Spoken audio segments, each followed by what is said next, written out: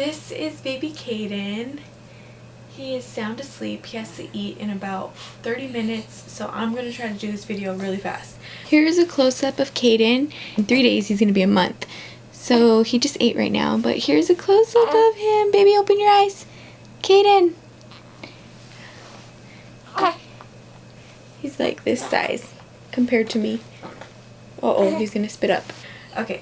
He was born on January 18, 2017. He weighed 6 pounds, 4.6 ounces, and he was 18 inches long. He is just so adorable. I love him so much. Okay.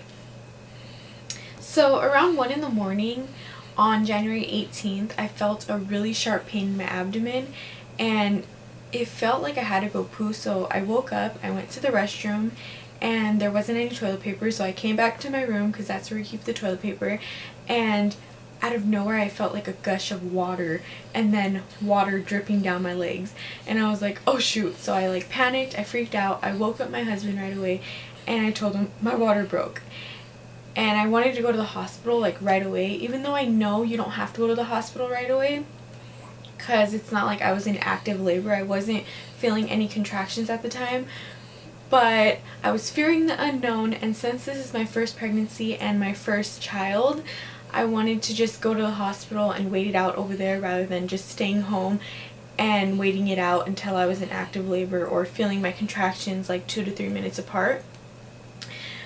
Anyway, I called my doctor right away, and it went to her voicemail, so I left a voicemail, and she didn't call me back, which sounds terrible, but she's a really good doctor. I was like, whatever, we're just gonna grab our things and go. So we grabbed our things and we left after I left like 2 or 3 voicemails saying, my water just broke, what do I do? Okay, so like I said, we grabbed our things, camera bag, diaper bag, everything, and I just left in my pajamas. I didn't care like what I was wearing. I just had like the nightgown, like the long nightgown, and I threw on a sweater and we went to the hospital. So we arrived at the hospital around 2 in the morning, and they checked us in, and we were there by that time. Okay, so like the car ride, I felt a few contractions, or maybe like 1 or 2 contractions, and they were really mild. They weren't painful or anything. So within the first hour, I was mainly signing papers at the hospital, and they gave me Pitocin to speed up my labor because my contractions were so sporadic. Like I was having like contractions that were close together, and then contractions that were further apart. So they put me on Pitocin to speed up the labor, and also because they didn't want me to get an infection. He grunts a lot when he sleeps. Okay, anyways, that helped with getting my contractions closer together and like more on a regular pattern. By 6:30 in the morning, I got the epidural. And the epidural, oh my gosh. I think he might wake up. Shh, shh, shh, shh. I should talk softer. Okay, so the epidural, I don't know what it was, but okay, you know the rubbery tube for those women who have had the epidural before? Like every time the anesthesiologist was pushing the tube into my back, I felt it going down my spine or the side of my spine, whatever. It hurt so bad. Like I was saying ow the entire time, and my husband was even laughing at me because I was saying owie. He's like, did you know you were saying owie? And I didn't even realize that. And the registered nurse, I could tell she felt bad for me because she was like trying to talk me through it, saying like, you know, you're fine, you're okay, just, you know, don't worry about the pain, let us deal with the pain, or like she was just kind of talking me through it. But anyways, that epidural, man, I don't think my contractions were that bad to where the epidural was nothing, because like the anesthesiologist was saying, oh, the epidural's nothing, like once you get the epidural you're good.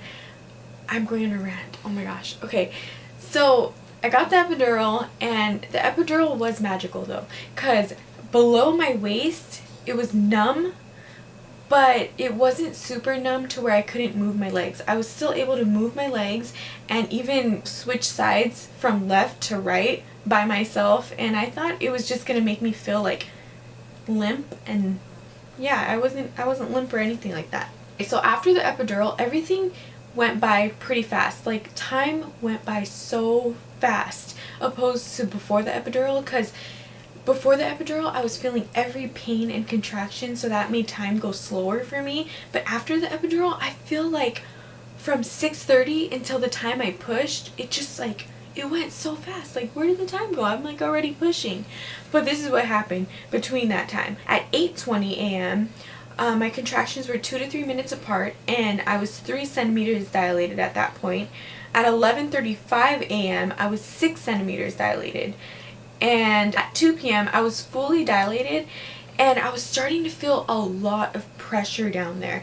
Like, his head was digging and like pushing downwards, and I felt it. Like, I felt him moving downwards, which is crazy because I wasn't feeling any pain, but I felt him going down, which is awesome because I'm so happy I didn't feel any pain. It was just more like a lot of pressure down there. So at 2 p.m. I started pushing. Oh, he's waking up.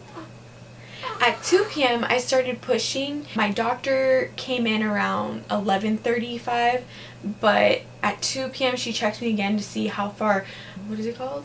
How dilated I was. And I was fully dilated, so she's like, okay, it's time to push.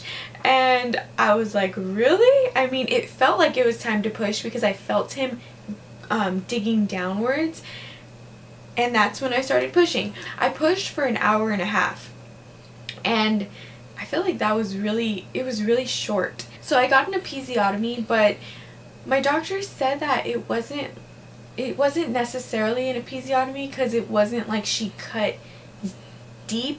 I don't know what she was talking about, but I got an episiotomy. It's healed completely. Like, it's been almost a month since I gave birth, so it'll be like 3 days, 15, 16, 17, 18. So 3 days until a month until I gave birth, and it's already healed, so I don't even care. I was too focused on giving birth to him to worry about a small incision down there. Like, I didn't care about it. I was focused on birth, and then when he was here, I was focused on him. So the healing process down there, whatever was going on, I wasn't even focused on that. I was like, you gotta do whatever you gotta do down there and heal, and then, I'm good now. So that's all that matters. At 3:16 p.m., he was born. And I already told you guys how much he weighed and all of that. Now the feeling, oh, it was the best feeling ever. And it's so, like, indescribable. How I can't describe what I was feeling. You guys have to watch my labor and delivery vlog in order to like really get an idea of how I reacted and what I felt and everything, because it was just it was a beautiful moment, and you guys should watch it. My husband's reaction is on there too, so if you guys want to watch that, the link is down below. But it was the best feeling ever. Like, just seeing him and holding him for 37 weeks and 3 days, and then for him to finally be out into the world and healthy and strong and, crying. Oh, it was beautiful. It was so beautiful. I cried. Oh, of course I cried. My hormones were crazy, but I would have cried even if I wasn't pregnant. Okay. Overall, my labor and delivery went really smoothly. It was like super calm and relaxed. I thought it was going to be really hectic and like crazy, but when I was pushing, everything was quiet. Everyone was just like watching. My mom, my uncle, my dad, my stepmom, and my husband was there, so they were all just kind of like cheering me on, saying like, you can do it, Lonnie, he's almost here, he's almost here. And it wasn't like they were loud cheering, it was just kind of like encouraging words, and that really helped me through it too.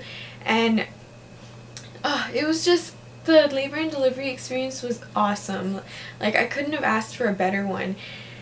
My doctor was awesome, and the nurses, everyone was so kind and like reassuring me of all of my like fears and concerns, and all the questions that I had, they answered them. So I'm so glad everything went super well, because before that I was looking online at all these horror stories, and I shouldn't have done that because that freaked me out. And the whole time I was in the hospital, I was freaking out until the time I had to push, and that's when I kind of had to like forget about all that and then focus on pushing and giving birth.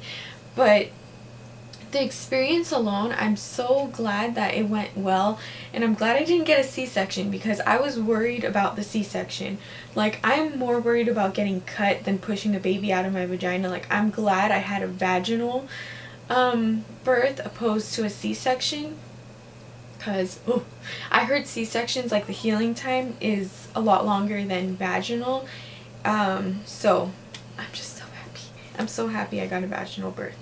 I'm glad my dad was recording it and my uncle was recording it. My husband recorded some of the labor and delivery, and I'm glad I can just look back on it and just watch it and I guess relive that moment without actually being there. But it's just awesome, guys. It is so awesome. For postpartum recovery, I'll do a separate video on the postpartum recovery because that's like a whole other video on its own.